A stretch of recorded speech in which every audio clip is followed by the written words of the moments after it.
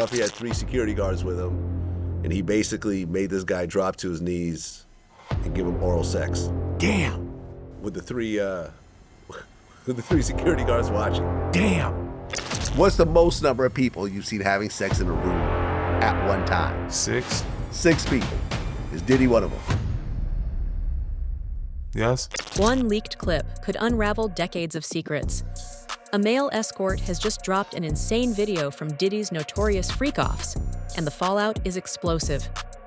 Mr. Combs was in the tape, and this other person is, I would venture to say, more high profile than Mr. Combs. Really?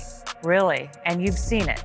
I've seen stills of the video. Okay. So you can verify that it exists, that it's real, that the other person in the video is very visible. It's no question if it's that person in the video. And I can tell the video was pornographic in nature. Oh my, all right. So we know that he videotaped a lot of activities at his home, Diddy. And it sounds like there was probably a lot of hidden cameras as well. Is that what is being talked about? Yes, this was actually in his Atlanta home, at a home he had in Atlanta at one point. And it does seem that the person isn't like looking into the video, so it's, to me, doesn't seem like that person knows they're being videotaped. It doesn't seem like they're active participant in the videotaping, like they're being surreptitiously recorded it. Mm-hmm.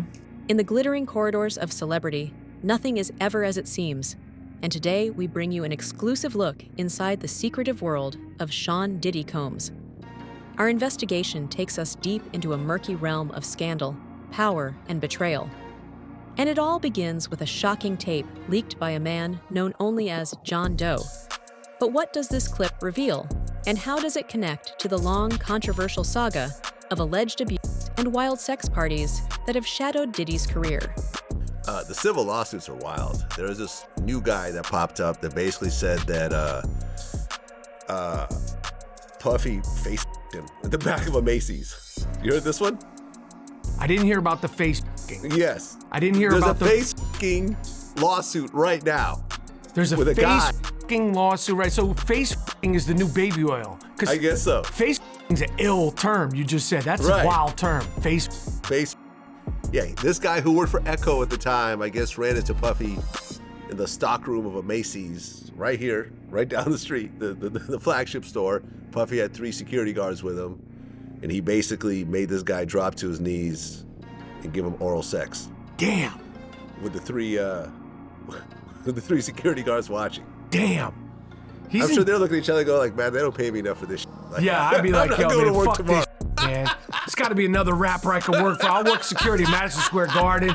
This is too much, man. At what point is it? Like, I know it's good, but this is crazy. We get the yachts and occasional, the second and third chick, but this is at a certain point, it's like, come on, man. I've had enough. You get me heating up the baby oil. This is, come on, man.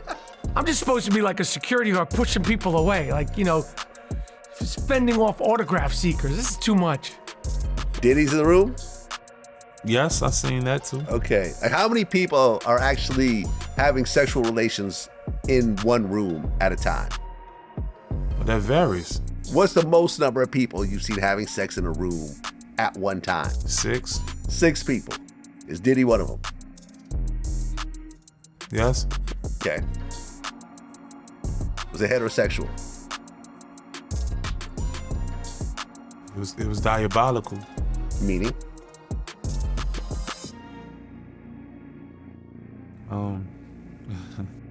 I seen Diddy. This ain't my first time seeing Diddy doing things with a man in my face. What was he doing? I never seen Diddy have sex with a man. I seen Diddy doing things that I always kind of was like, whoa, my bad. And he'll be doing kissing and rubbing it. Wait, you've seen Diddy kiss a man? I definitely seen Diddy kiss a man. I walked into the room and seen Diddy kiss a man. A powerful man. Okay. Do you say who that is? That what? I can't. Yeah. Someone... Because that person is still in the music industry and it's a big dog. And, all right, so if you were to say that name, I would know who that is right off top. Yes, you would. Is this a openly gay man? Absolutely not. Oh, okay. Court documents filed in the Southern District of New York on February 26th accuse Diddy of a harrowing sexual assault that allegedly took place in 2012 when a Florida-based male escort, John Doe, claims he was coerced into degrading acts. At New York's Intercontinental Hotel, Doe alleges that Diddy forced him to perform both oral and penetrative sex on a woman in the room, a moment that has since ignited fierce controversy. He claims that Diddy not only fed him from a water bottle, but also rubbed baby oil all over his body, leaving him feeling as if he had been and completely out of control. Sex worker says that he was contacted by Diddy, said that they were going to meet at a hotel in New York City, and he showed up there, and Diddy was there with a girlfriend. Yeah. Doesn't name the girlfriend, but says that that immediately they, got naked. And that Diddy forced the sex worker to perform a sex act on his girlfriend for several hours, and then he brings up something we've heard in other lawsuits. That is baby oil. Yeah. Feeling like you were drunk. Right. The lawsuit does not name the victim, but says John Doe worked for what's being called a male companion service out of Florida in 2012. It says Doe would travel to New York upon Combs' request. In one instance, Doe allegedly went to the Intercontinental Hotel in New York, and Combs is accused of ordering him to perform sex acts on a female companion. Doe claims that Combs had him drink from a water bottle, and then Combs rubbed baby oil on Doe's body. The lawsuit says that Doe felt like he had been drunk and not in complete control of his body, which may have been because of either the oil or what was in that water bottle. In a chilling twist, Doe alleges that Diddy further violated him by inserting his finger. After the assault, Diddy allegedly threatened him by saying, "If I can get Pac hit, what the f do you think can happen to you?" And then he alleges that that Diddy then sodomized him. Right. Some of that stuff we've heard in other lawsuits. Yeah. The twist here is something that he said occurred during the sexual assault, something that Diddy said to him that references another really notorious thing that Diddy, his name is attached to, but he has never been accused of this. But in this lawsuit, the male sex worker says that Diddy said to him, "If I can get Pac, as in Tupac, hit, what the blank do you think can happen to you?" Like, don't say anything. Right. It was a threat of keep your mouth shut about this, otherwise I'm going to do to you what I did to Tupac. The suit says after multiple hours of being ordered to degrade and perform degrading acts on that female companion, John Doe tried to leave by going to the bathroom. And that's when the lawsuit accuses Combs of sexually assaulting John Doe while telling him to stay. The suit says Combs raped John Doe for 4 to 5 minutes before threatening him. Combs allegedly told the man, quote, "You better not say a word to anybody about this. Did you hear me?" And he continued by saying, quote, "I'm not bleeping playing with you." Then, in this lawsuit, John Doe accuses Combs of invoking the name of Tupac and his murder by saying this in quotes. "I'm not bleeping playing with you. If I can get Pac hit, what bleep do you think can happen to you?" Pac, aka Tupac, was killed in 1996 in a drive-by shooting in Nevada. While Combs and Tupac were on different ends of the East Coast, West Coast rap rivalry of the 90s, police never considered Combs a suspect in Tupac's murder, or they haven't said so publicly. Anything tying Diddy to Tupac has been speculation and part of the rumor mill, no solid, concrete facts. Currently, former LA area gang leader Dwayne Keefe D. Davis is charged with Tupac's murder. He's been the only person criminally charged in this case. The 61-year-old was arrested in September 2023 and has pleaded not guilty. Davis has tried to shift the blame for Tupac's murder to Combs in his court proceedings. Needless to say, Diddy's team is absolutely denying this. They're saying that no matter how many lawsuits are filed against Diddy, they're still maintaining their innocence, saying that he did not sexually assault anyone. I mean, it just feels somewhat, with the exception of the Tupac bit here, it feels like deja vu all over again. Since he was indicted, I mean, it just feels like every week we see some type of lawsuit from a Jane Doe or a John Doe alleging, sexual assault, among other things, and I'm just curious when it's finally going to come to an end, if it even does. If it does, exactly. Yeah. Because remember, all of these lawsuits Diddy and his team, they're not going to deal with any of this until after they're done dealing with the federal lawsuits, case. money. Diddy's life his freedom is on the line right now, right? But what they could come together here, because what we've learned is that the individual who's filed this lawsuit is willing, if the feds want to sit down with him, is willing to testify. He actually wants to talk to prosecutors because they feel that they are a prime example of what the feds have alleged, and so therefore... And I'm sure the feds will take them up on that, Charles. I mean, this is alleged to have happened around 2012 time. I would think that the feds would absolutely want to sit down with this John Doe.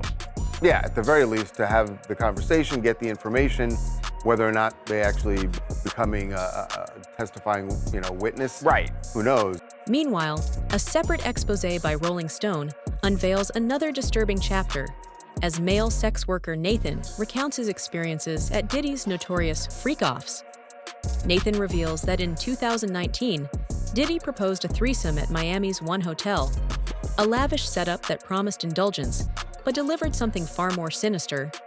Plaintiff was, at all relevant times, a Las Vegas-based entertainer who aspired to become a musician. Knowing that plaintiff desperately sought a breakthrough in the music industry, Combs enticed plaintiff with fraudulent promises of a career in the music industry. Combs used his false promises of career and advancement as weapons, trapping plaintiff in a vortex of exploitation and fear. Combs did not follow through with these promises. Instead, Combs subjected plaintiff to a relentless pattern of sexual assaults, death threats, clandestine recording, blackmail, and psychological manipulation that far exceeded any bounds of consent or professionalism. So very similar allegations to what is leveled in Combs' criminal indictment and other lawsuits as well. This lawsuit continues, quote, Combs dehumanized plaintiff and reduced him to a mere object for Combs' own amusement and to satisfy his own sexual fetishes. Combs gravely exploited plaintiff, effectively imprisoning him and controlling him through surreptitious surveillance and filming. Combs' recordings were not just blatant invasions of plaintiff's privacy, but he wielded them as tools of blackmail, forcing plaintiff to continuously comply with his perverse sexual demands. Combs covertly plaintiff to strip plaintiff of his ability to resist his sexual demands. Bad Boy Entertainment, Combs' production company, facilitated Combs' calculated abuse and played a significant part in Combs' ruthless scheme to exploit plaintiff. Well, one of the things that was mentioned in the lawsuit was the freak-offs. Yes. So, in the lawsuit, Cassie said while in New York, Diddy told her that he wanted to engage in a fantasy of his called voyeurism. He said it would turn him on if he saw Cassie with another dick. So, he allegedly forced her to engage in sex acts with male sex workers while he would masturbate and film it. First time, Diddy hired a man, brought him to his home in Los Angeles. Everyone was wearing masquerade masks. I could believe. And everyone took drugs. He would instruct her to perform sex acts with the man while he watched. He would masturbate and, have the man do specific acts. This would last for multiple days. He would call them freak-offs or FOs. And he would basically tell her that he wanted this thing all the time. And eventually he would have her actually go to websites to hire these male sex workers herself. He basically said that this was our thing and our secret. These freak-offs would happen at all types of hotels all around the country. At one point in 2013, they were at the Intercontinental in New York, where there was like tens of thousands of dollars of damages in the hotel after one of these. She said the chief of staff, Tony Fletcher, paid the invoice. Were you around Tony Fletcher? Yes, I was. Okay. These explosive revelations have cast a long shadow over Diddy's once glamorous image, forcing the public to confront a darker narrative lurking behind the fame. Amid escalating legal battles, Diddy now faces charges of racketeering, sex trafficking, and transportation to engage in prostitution, with his trial slated for May 5th. We wrote a story about Diddy's party within a party. Like, you know, everybody knows about his famous white parties that would attract people like Leonardo DiCaprio, Paris Hilton, Mariah Carey, you know, a whole crowd of well-known people. Howard Stern would be there. But what maybe they didn't know about, and maybe you don't know about, is that there would be a party within the party. As the night wore on, these sort of A-list names would go home. I mean, it's like 1 o'clock, 2 o'clock, okay, the party's over, let's leave. Well, for some people, the party was only just beginning. There would be like back bedrooms where Diddy and his, let's say, more debauchery-oriented friends would have a different kind of party. I spoke with a gentleman who was a dealer who would deliver to Diddy at the legit white party and at the other party. And he recalled a story in which he went to make a delivery, knocked on the door, Diddy answered in his robe, brought him back there, and the guy, you know, did what he did with the they did the transaction. And he said the shocking thing to him wasn't that there were or that there were, you know, naked ladies or naked men or, you know, all kinds of powders laying around. What was shocking to him was what he saw rappers doing. He goes, I saw rappers doing things I never expected to see, and it totally changed the way I look at them.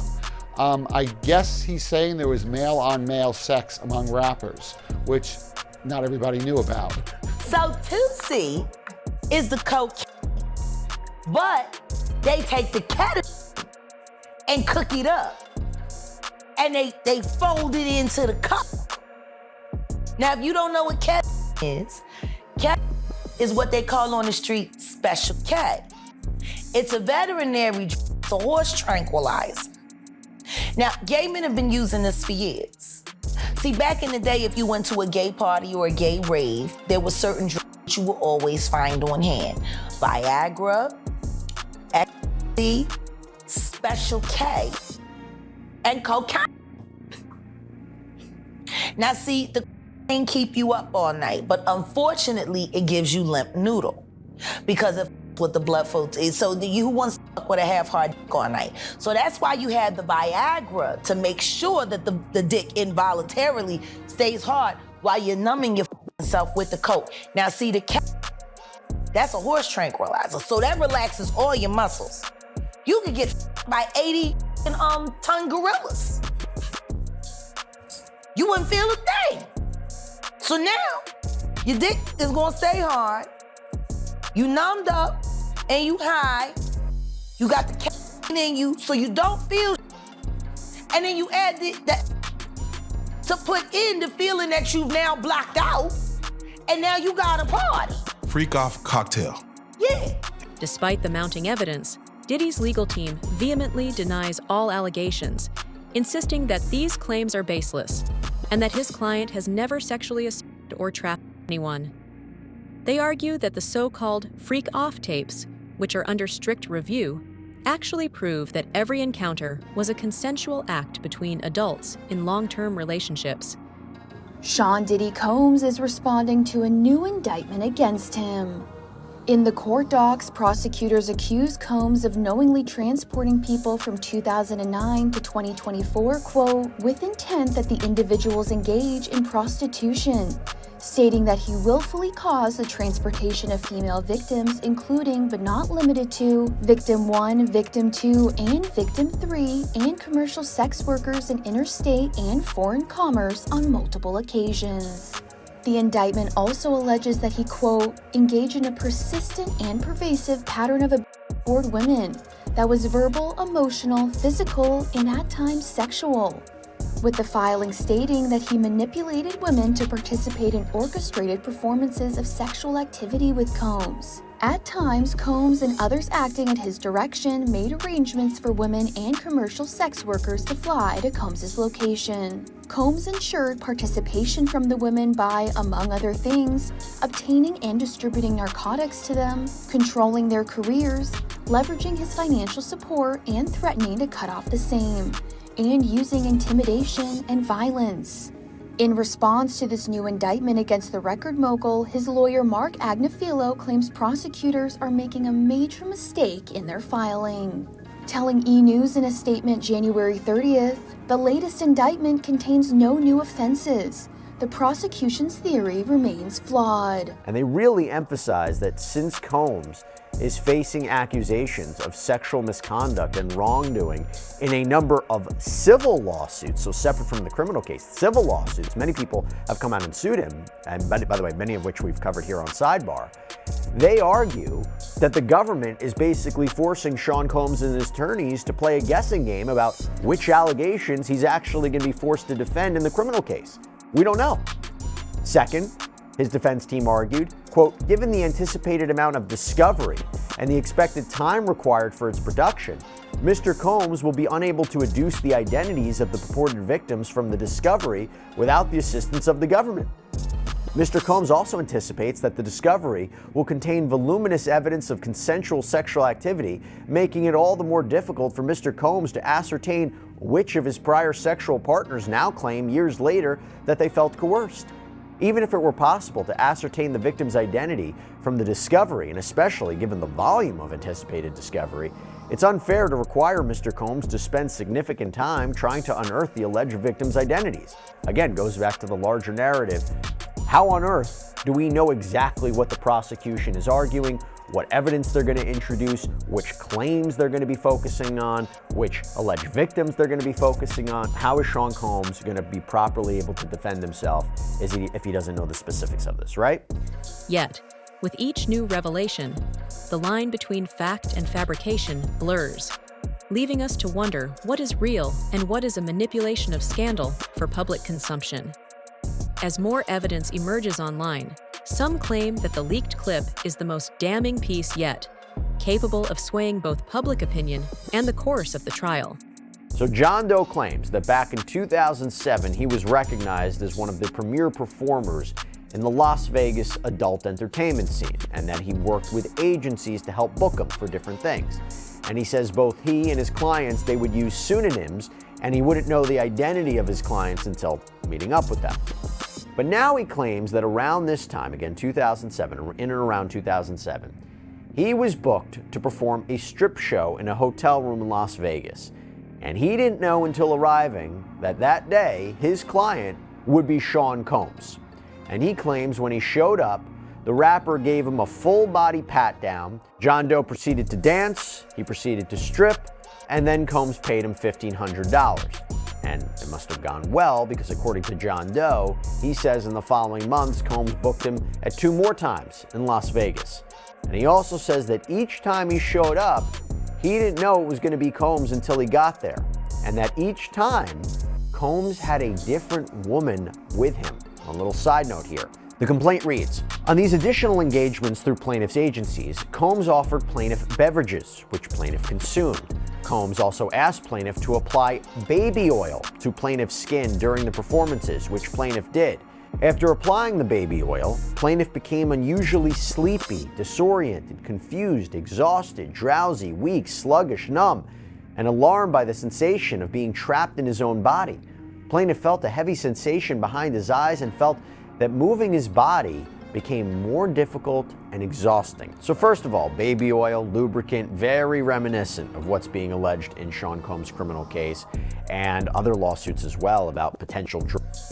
But also the baby oil, this is important. I remember in another lawsuit filed by a different John Doe from last year, there was a claim in that case that Combs had laced baby oil with the date drug GHB. Now, this complaint continues. While plaintiff was in this disoriented state, Combs instructed him to perform acts that were outside the scope of the agreed upon performance and limitations set by plaintiff and his agency. Combs instructed plaintiff to engage in acts such as pleasuring himself while Combs and the women engaged in sexual intercourse. Plaintiff, left in an incapacitated state after applying the baby oil to his skin, found himself mentally and physically unable to resist or express his discomfort, leading to his unwilling compliance with Combs' demands, essentially meaning he didn't consent to any of this. Once the intoxicating effects of the substances have subsided, plaintiff felt a deep sense of humiliation and shame for being coerced into such acts. Interestingly, Diddy's camp points to a supposed transformation following a 2016 incident with ex-girlfriend Cassie Ventura, claiming that his subsequent surrender to authorities proves his reformation. And for a lot of people who maybe, they think they're familiar with hip hop culture because they might see an awards show and maybe some music videos. Maybe people have always sort of assumed that there are these freaky parties that go on, and maybe in their minds, that's what they can be told in a courtroom, that sure, freaky parties are everywhere, and this was no different. But the difference in this case is the witnesses and the number of people who filed civil complaints that all seem to line up with the same kind of narrative. Yeah, and the civil cases will be put on hold during the criminal trial, I'm sure. But these witnesses can definitely go to court. There is no doubt in my mind that the star witness for the prosecution is Cassie, his ex-girlfriend, who he beat horribly at the Century Plaza Hotel in 2016. But there were going to be a lot of other women as well, and men. And I think the volume is going to be very difficult for him to overcome. Every new piece of evidence seems designed to pull the rug from under our expectations, challenging the narrative built around Diddy's glamorous facade. The leaked clip from his freak-offs isn't mere gossip. It exposes a realm where power meets desire. With more footage, more allegations, and a trial looming on the horizon, the stakes continue to rise dramatically. While Diddy's defenders insist that the truth will eventually emerge, the leaked clip and eyewitness testimonies demand a closer look at the man behind the myth. Now, what did she allege? Well, she alleged that in 2004, she was at a party when all of a sudden she was escorted away to a separate room by a security guard who simply allegedly said to her, "You know what you're here for." He allegedly locked the door and left her and her friend inside with Sean Combs.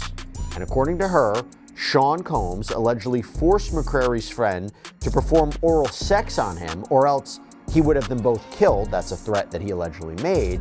And when it came to McCrary, here is what the complaint reads, quote, "Combs soon turned his sights to Miss McCrary and forced her to take her clothes off, again under the threat of violence. Once she was undressed, Combs forced himself on her and began to sexually assault her. Combs fondled, molested, and ultimately raped Miss McCrary, all while she was begging him to stop.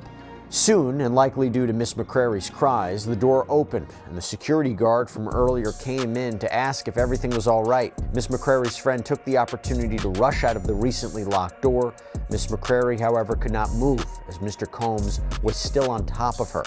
Combs got off Miss McCrary to talk to the security guard. He left the room but told Miss McCrary to stay, otherwise she would be killed. After about half an hour of sitting in the dark room by herself, another security guard came and told her that she could leave. Miss McCrary gathered her things and left immediately and called a taxi back to her dormitory in downtown Brooklyn. That's why. That's why he made that statement. To set it up. To set up the atmosphere that, yo, this guy's gonna lie on us. This guy ain't gonna tell the truth on us. But what we know is that wherever Diddy went, his tape recorders went. His camera equipment was working. He was videotaping everything. So they might have that videotape already. Now to new developments in the federal trial of Sean Diddy Combs. Combs' legal team is fighting to keep evidence authorities found during the raids on the music mogul's homes out of court. This, as one of Diddy's attorneys is stepping down ahead of the trial. Yeah, Combs faces serious charges, including racketeering, sex, and prostitution, which he's pleaded not guilty to. So let's go ahead and bring in ABC senior investigative correspondent Aaron Katersky and legal contributor Brian Buckmeyer. Hey guys, thank you so much for being here. So let's go ahead and start with this motion to suppress evidence. I mean, this is really interesting because Diddy's defense team says that those raids on his home were unconstitutional. How so? You remembered the agents from Homeland Security investigations were none too shy, Gio. They burst in, they had guns, and they rummaged through a lot of things. And that's where the defense says the agents went wrong. When they applied for the search warrant applications, the defense says they were just too broad. They allowed the agents to go through everything without being specific. The defense also says that when they were applying, they gave the magistrate judge who approved the warrants kind of an incomplete picture. They excluded things that could have been helpful to Sean Combs, and they included some salacious details, the defense said, from an unnamed producer who the defense says just wasn't credible. And if you want to be the first to catch every new revelation and explosive update, hit that like button, subscribe, and turn on notifications. Because the truth is coming, and you won't want to miss a second of it.